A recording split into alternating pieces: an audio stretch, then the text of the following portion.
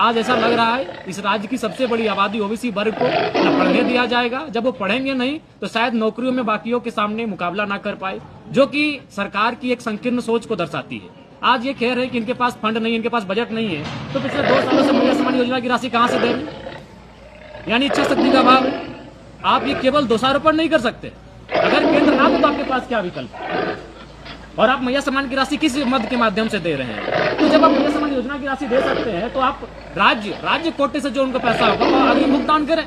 मैंने तो एक सुझाव भी दिया कि आप उन्हें ऋण देने का काम करें, बिना ब्याज के उनको ऋण दें।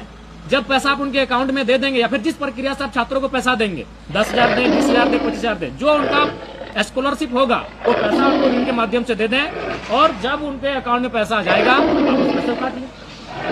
लेकिन सरकार के पास गोल मटोल जवाब है। चित्र बात है। और सबसे बात, माननीय चमरा लिंडा जी छात्रावास से रह के विधायकी का सफर तय किए हैं, छात्रावास से रह के नेता बने हैं।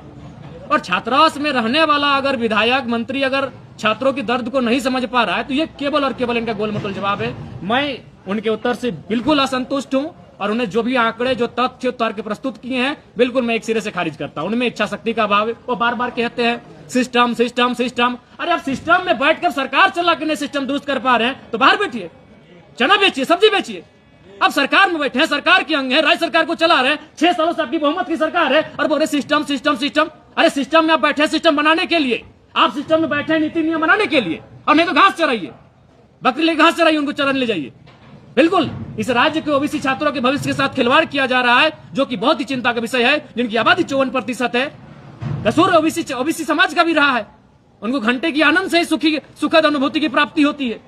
आज ये बहुत बड़ा प्रश्न चिन्ह लगा है उनके जीवन पर, उनके लाइफ पर। बिल्कुल उनका लाइफ, उनका मैं देख पा रहा हूं, मुझसे हजारों छात्र आज लगभग विगत 6 महीनों मिल चुके। मैं नहीं कह रहा हूं एक दिन में, 6 महीनों में हजारों छात्र जनता दरबार के माध्यम से मुझे मिल चुके हैं। उन्हें रोते रोते हमसे मिलते हैं। वो धीरे धीरे शहरों से अपने गांव की ओर वापस जा रहे हैं, वो मजदूरी के लिए बाहर जा रहे हैं। आप आंकड़ा निकालिए कि जो लोग पलायन कर रहे हैं, जो युवा पलायन कर रहे हैं अन्य राज्यों में, अन्य देशों में काम करने के लिए, उनकी आयु क्या है? उनकी आयु 18 से 25 साल के बीच है।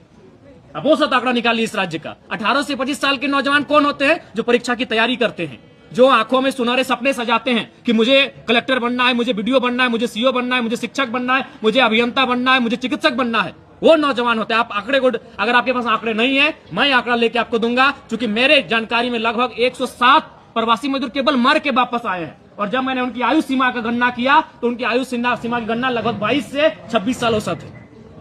वो प्रदेश नहीं विदेश जा रहे हो और मौत के मुंह में समा